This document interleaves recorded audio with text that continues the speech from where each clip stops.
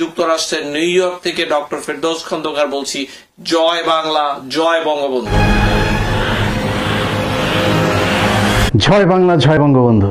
এটা এখন বাংলাদেশের চোরেদের জাতীয় স্লোগান এবং মুজিব কোড হচ্ছে বাংলাদেশের যত চোর আছে তাদের জাতীয় প্রতীক। ৭১ কম্বল চুরি করতো, ব্যাংক ডাকাত ছিল, তাদেরই বংশ পরম্পরায় আজকে ভোটচোর এবং চালচোর।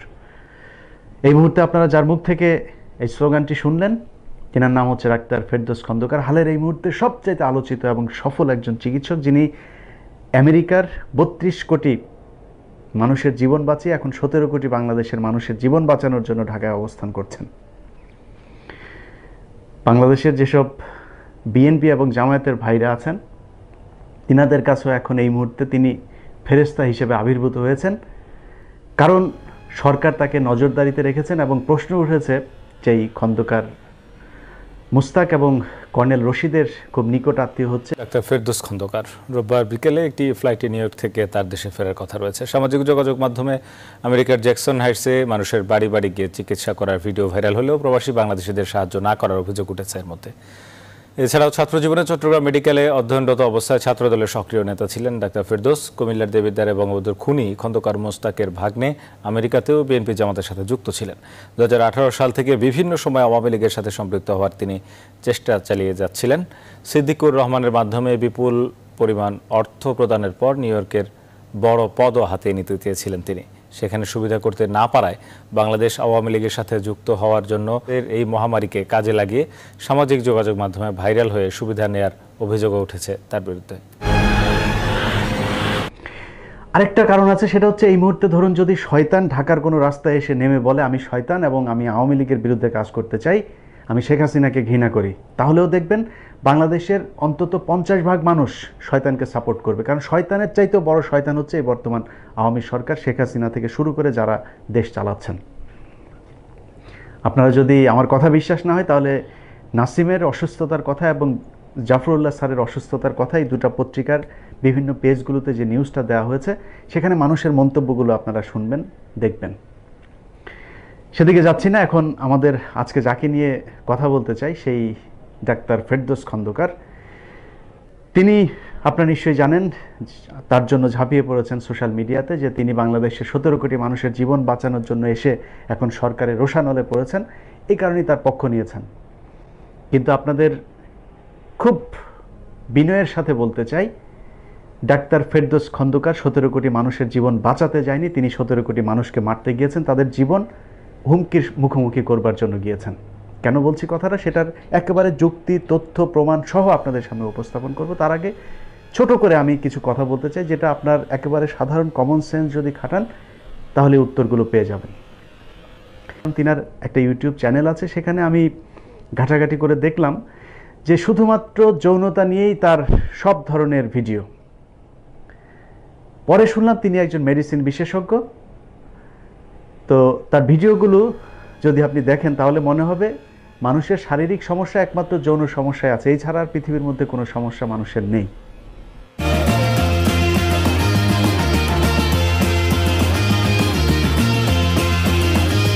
শুধু স্বাগত জানাই আমাদের এই ইউটিউব চ্যানেলটিতে। আপনারা সবাই নিশ্চয়ই ধ্বজভঙ্গ এই কথাটির সাথে পরিচিত।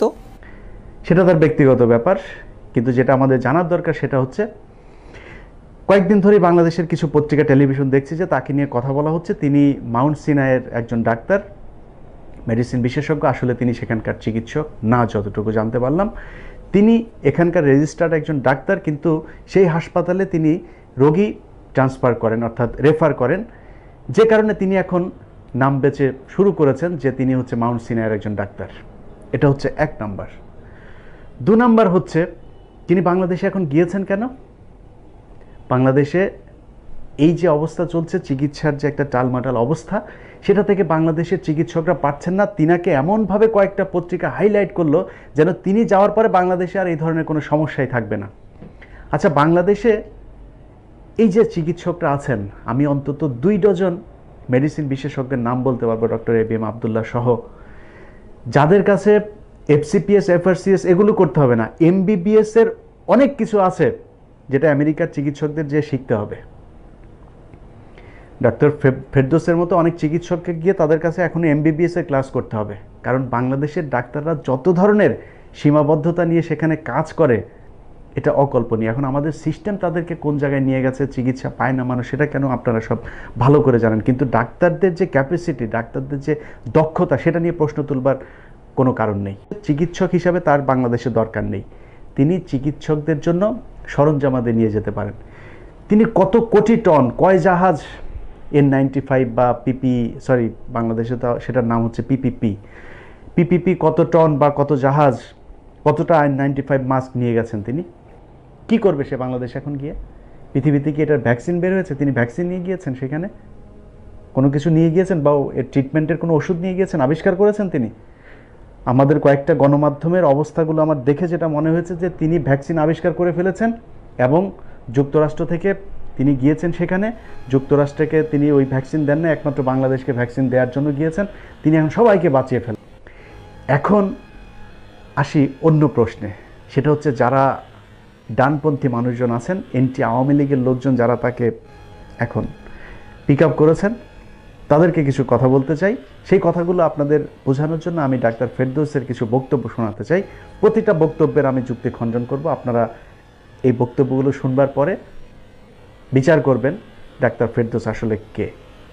আসুন একটু বিস্তারিত শুনি কোথায় ভুল ছিল প্রথম থেকেই। ধরুন আমি যদি কম্পেয়ার করি যুক্তরাষ্ট্রের প্রেসিডেন্ট ডোনাল্ড ট্রাম্প এবং তার অবস্থান এবং বাংলাদেশের প্রধানমন্ত্রী, মাননীয় প্রধানমন্ত্রী শেখ হাসিনা, যদি এইভাবে কম্পেয়ারটি করি যে যুক্তরাষ্ট্রের টিম এবং বাংলাদেশ টিমের মধ্যে, প্রথম থেকেই প্রেসিডেন্ট ডোনাল্ড ট্রাম্প কোনোভাবেই এটিকে পাত্তা দেননি।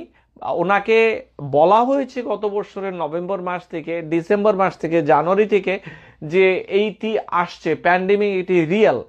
উনি বলেছেন সরাসরি ওপেনলি এটি হোক্স, এটি একটি চাইনিজ ভাইরাস, এটি একটি মজা করার জিনিস। তো উনি মোটেও পাত্তা দেননি। সেখানে মাননীয় প্রধানমন্ত্রী তিনি আজকে প্রায় 2.5 মাস 3 মাস ধরে উনি কিন্তু ওনার টিমকে আগে থেকে বলেছেন তোমরা সামনে আসো, এটি প্রস্তুত থাকতে হবে, এটি নিয়ে কাজ করতে হবে। উনি প্রথম থেকে এনকারেজ করেছেন যে সায়েন্টিস্টরা যেন টিমগুলো সামনে এসে কাজ করে। প্রিয় দর্শক, আপনারা নিশ্চয়ই জানেন যে 3 মাস আগে থেকে বাংলাদেশ সরকার কিসের প্রস্তুতি নিয়েছিল? চাল চুরির নাকি মুজিব বর্ষ উদযাপনের? সেই প্রশ্নটা আপনাদের কাছেই থাকলো। চলুন পরের বক্তব্যটা শোনা যাক। যুক্তরাষ্ট্রের প্রেসিডেন্টকে বলা হয়েছিল আপনি মাস্ক পরেন না কেন? উনি গত পরশুদিন পর্যন্ত বলেছেন যে আমি এই মাস্কে বিশ্বাস করি না, আমি পরবো না ব্যক্তিগতভাবে, সেটি যত সমস্যায় থাকুক। দেখুন, বিজ্ঞানের পুরো বিপরীতে কাজ করছে এই গোষ্ঠীটি। আমাদের প্রধানমন্ত্রী সামনে থেকে এগিয়ে উনি মানুষকে শেখাচ্ছেন যে কিভাবে হাঁচি দিলে এটিকে ম্যানেজ করতে হবে, কিভাবে কাশি দিলে ম্যানেজ করতে হবে, কিভাবে হাগু পরিষ্কার করতে হয় সেটাও তিনি আমাদেরকে শিখিয়ে দিয়েছেন। ডাক্তার ফেরদৌস খন্দকার সেভাবেই এখন হাগু করেন। ফেরদৌস খন্দকার, আপনি আমেরিকার সবচাইতে ঝুঁকিপূর্ণ যে জায়গা সেটা হচ্ছে নিউ ইয়র্ক, নিউ ইয়র্কের সবচাইতে ঝুঁকিপূর্ণ জায়গা সেটা হচ্ছে কুইন্স, কুইন্সের সবচাইতে ঝুঁকিপূর্ণ জায়গা হচ্ছে জ্যাকসন হাইটস, জ্যাকসন হাইটসের সবচাইতে ঝুঁকিপূর্ণ জায়গা হচ্ছে এলমাস হসপিটাল, যেটার পাশে আপনি সবসময় ছিলেন, আমিও সেখানেই থাকি। আপনি বলতে পারবেন যে একজন চিকিৎসক অভিযোগ করেছে তাকে 2 নাম্বার মাস্ক দেওয়া হয়েছে, তাকে পিপিই দেওয়া হয় নাই? একজন চিকিৎসকের কোনো ধরনের অভিযোগ ছিল? ছিল না। এখানে 1 লক্ষের উপরে মানুষ মারা গেছে, তারপরে এই অভিযোগ কেউ করতে পারে নাই। এখন প্রেসিডেন্ট ট্রাম্প ব্যক্তিগতভাবে সে মাস্ক পরলো কি না পরলো সেটা কারোর দেখার বিষয় না, সে জনগণকে মাস্ক নিশ্চিত করেছে কিনা সেটা হচ্ছে দেখার বিষয়। এখন আপনি বাংলাদেশের গণভবন, বঙ্গভবন খুব সুন্দর করে আপনি সিকিউর করে রাখলেন, জীবাণুনাশক স্প্রে করে রাখলেন সারাক্ষণ, আর সারা দেশের মানুষ না খেয়ে মরছে, না চিকিৎসা পেয়ে মরছে, সেটা কোনো সমস্যা না। আপনি যিনি আওয়ামী লীগ করেন আপনি নিজের কাছে প্রশ্ন করুন, আপনার নিকট আত্মীয়, আমার ফেসবুকে যারা আছেন দেখি তো, আপনি যাচ্ছেন, আপনি আইসিইউ পাচ্ছেন না কেন? এখন সব কিছু ভিআইপিদের জন্য, আপনি ভিআইপি না হলে কিছুই পাবেন না। এই হচ্ছে বাংলাদেশ আর এইখানকার মতো যেই পার্থক্য সেটা। আমাদের যুক্তরাষ্ট্রের ত্রাণের ব্যাপারটিতে বোধহয় এখনো অনেকখানি পিছিয়ে। আমরা শুনছি দিবে সামনে আসবে, এইগুলো শোনা যাচ্ছে, কিন্তু বাংলাদেশে কিন্তু এই ব্যাপারে সরকার এগিয়ে এসেছে। 10 টাকা কেজিতে চাল দিচ্ছেন ওএমএস এর মাধ্যমে। সরকার তার মতো করে চেষ্টা করছে। বিশ্বাস করেন, তার বক্তব্যের এই অংশটুকু শোনার পর দীর্ঘক্ষণ আমার মাথা ঘুরছিল। যেই দেশের নুন তিনি খাচ্ছেন সেই দেশটাতে বসেই তিনি সেই দেশের বিরুদ্ধে মিথ্যাচার করছেন। আমেরিকাতে যারা আছেন আপনারা সবাই জানেন যে যুক্তরাষ্ট্রের সরকার কি পরিমাণে আর্থিক সাপোর্ট এই দেশের মানুষকে দিচ্ছেন। প্রতিটা মানুষকে তিনি নিজে তার পরিবারে যতজন মানুষ আছে $1200 করে পেয়েছেন। এখন পর্যন্ত যারা কাজ করেছে সেই মানুষগুলোর যে পরিমাণে টাকা সে বেতন পেত, ইনকাম করত, আমি সহ, তারা সবাই তার একটা সার্টেন অ্যামাউন্ট এখন পর্যন্ত পাচ্ছেন এবং সেটার অঙ্কটা খুব কম না। ধরুন আমার কথাই বলি, আমি প্রতি মাসে প্রায় $3600 পাচ্ছি সরকারের কাছ থেকে একেবারে বসে থেকে। এটা হচ্ছে এই দেশের ত্রাণের অবস্থা। আর ওএমএসের 10 টাকা কেজি চাল দিচ্ছেন, সেটার জন্য তিনি বাংলাদেশ সরকারকে আমেরিকার সরকারের উপরে বসালেন। তেলবাজির একটা সীমা থাকা দরকার। চলুন পরেরটুকু শোনা যাক। এখনো পর্যন্ত যুক্তরাষ্ট্রে কখনো ডাক্তারদের জন্য পার্টিকুলার কোনো প্রণোদনা ঘোষণা করা হয়নি যে আপনি আপনার কোনো ক্ষতি হলে আপনাকে বিশেষভাবে এইভাবে দেয়া হবে, সেই রকম কিছু নয়। গত পরশুদিন দেখলাম যে বাংলাদেশ সরকারের পক্ষ থেকে প্রণোদনা দেয়া হয়েছে ডাক্তারদের, যারা ফিল্ডে কাজ করবেন, যারা তাদের বেস্ট দেবেন, তাদের ভবিষ্যতে প্রমোশনের জন্য ব্যবস্থা করা হবে বা প্রণোদনাও দেওয়া হবে যে তারা ক্ষতিগ্রস্ত হলে কি হবে। এইটি কিন্তু আমাদের মাননীয় প্রধানমন্ত্রী উনি সামনে থেকে দিয়ে যাচ্ছেন এই ব্যাপারটি, যেন ডাক্তারদের মোরাল ভালো থাকে, স্বাস্থ্যকর্মীদের মোরাল ভালো থাকে, এই যোদ্ধারা যেন কঠিনভাবে এই যুদ্ধে অংশগ্রহণ করতে পারে। এবং এর পরেই দেখা গিয়েছে যে ডাক্তার সমাজ নড়ে চড়ে বসেছে, তাদেরকে এখন আরো বেশি পাওয়া যাচ্ছে, আশা করি সামনেও আরো আসবে। দেখুন, আমি যুক্তরাষ্ট্রে আছি, আপনাদের অনেক পরিচিত মানুষ যুক্তরাষ্ট্রে আছে। একটু জিজ্ঞেস করবেন এখানে যারা হসপিটাল ব্যবস্থাপনার পুরো প্রক্রিয়াটার সাথে আছে, একেবারে সেখানকার সিকিউরিটি থেকে শুরু করে একজন চিকিৎসক যেই আছে, তাদেরকে কত ধরনের সুযোগ সুবিধা এই যুক্তরাষ্ট্র সরকার এই সময়টাতে দিয়েছে। আমার পরিচিত একজনের বোন নার্স, তাকে $128 প্রতি ঘন্টায় পে করতে চেয়েছে, সে চাকরি ছেড়ে দিয়েছে এই কারণে যে এই সময়টাতে তারা চেয়েছে যে তাদেরকে ধরে রাখতে, কিন্তু সে চাকরি করে নাই। তো এই ধরনের অনেক সুযোগ সুবিধা আছে যেগুলো কিনা বর্তমান এই সরকার এখানে দিয়েছে, তাদের সাথে বাংলাদেশ সরকারকে তিনি তুলনা করছেন। এর চাইতে মিথ্যাচার আর কিছু হতে পারে না। চলুন তার পরের বক্তব্য শোনা যাক। যুক্তরাষ্ট্রে এখনো সামরিক বাহিনীর সেই রকম প্রেজেন্স নেই। হ্যাঁ, কিছু কিছু পকেটে দেখা গেছে ন্যাশনাল গার্ড আছে বা আসছে, কিন্তু সেইভাবে নয়। সেই ক্ষেত্রে আইন শৃঙ্খলা বাহিনী এবং সামরিক বাহিনী বাংলাদেশে অলরেডি মোটামুটি পুরো ব্যাপারটির সাথে মারাত্মকভাবে ইনভলভ হয়ে গেছে। তাতে মানুষের মনোবল একটি নির্দিষ্ট জায়গায় চলে গিয়েছে বলে আমি বিশ্বাস করি। তার কোনো কথার সাথে যদি আমি একমত নাও হই, তাহলে এই কথাটার সাথে একমত পোষণ করছি যে বাংলাদেশে এই মুহূর্তে সেনাবাহিনী শুধু ত্রাণ দেওয়ার জন্য না, কিংবা ম্যাজিস্ট্রেসি পাওয়ার নিয়ে তারপরে রাস্তায় নামার জন্য না, সেনাবাহিনীর উচিত ক্ষমতা টেক ওভার করা এবং অন্তত 2 থেকে 3 বছর বাংলাদেশের ক্ষমতা পরিচালনা করা। তারপরে নির্বাচন দিয়ে, যেহেতু আওয়ামী লীগের 80% ভোটার আছে, সমর্থন তাদের সেই পর্যায়ে গিয়েছে, তারাই তো ক্ষমতায় আসবে, তারপরে আবার তাদেরকে ক্ষমতায় বসিয়ে চলে আসুক।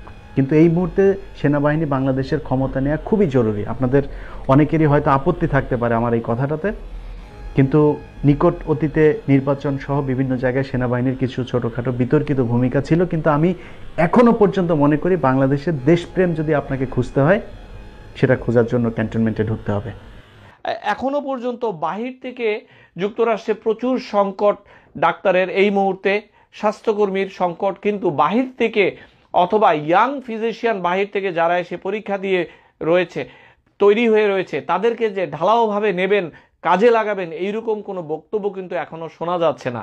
অর্থাৎ আমাদের প্রয়োজন আছে কিন্তু আমরা নেব না, এটি বিশাল এগোয়েস্টিক প্রবলেম নিয়ে চলছে। সেইখানে বাংলাদেশ সরকার এবং আমাদের মাননীয় প্রধানমন্ত্রী নিজে বলে দিয়েছেন যে আমরা প্রয়োজনে বিদেশ থেকে ডক্টর আনবো। তারই অংশ হিসাবে তিনি এখন বাংলাদেশে শেখ হাসিনা যে ঘোষণা দিয়েছিলেন বিদেশ থেকে প্রয়োজনে ডাক্তার আমদানি করবেন, সে আমদানির অংশ হচ্ছে ডাক্তার ফেরদৌস খন্দকার। এখন তিনি দেশে গিয়েছেন, বাংলাদেশের চিকিৎসক, নার্স, তারপরে হসপিটাল যা কিছু আছে সব বন্ধ করে দেন। ডাক্তার ফেরদৌস এখন একা সবকিছু সামাল দিয়ে দিতে পারবেন।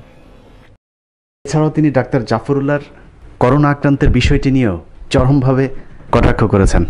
তিনি তার ফেসবুকের একটি কমেন্টে লিখেছেন, তিনি যে পরীক্ষা করিয়েছেন এই কিটে তো সেটাও বলার উপায় নেই, প্রেগনেন্সি কিটের মতো এটা কার না কার তা কেউ জানে না। এটা আরেকটা স্ট্যান্ডবাজি আর কি, সরকারের ভদ্রতার অপব্যবহার করলো কাক্য। অতএব এবার আপনারাই চিন্তা করুন, ডাক্তার ফেরদাউস 17 কোটি মানুষকে বাঁচাতে গিয়েছে নাকি বাংলাদেশের স্বাস্থ্য ব্যবস্থা আমেরিকার চাইতেও ভালো সেটা প্রতিষ্ঠিত করতে গিয়ে নিজের সুবিধা নেওয়ার চেষ্টা করেছে। বাংলাদেশের মানুষগুলোর কাছে এখনও আল্লাহর ওয়াস্তে আমার একটা অনুরোধ, একজন মানুষ সম্পর্কে খারাপ ভালো যাই বলবেন, বলার আগে একটু তার সম্পর্কে জানেন, জেনে তারপরে একটা কথা বিশ্বাস করবেন। সবাই ভালো থাকবেন, আল্লাহ হাফেজ।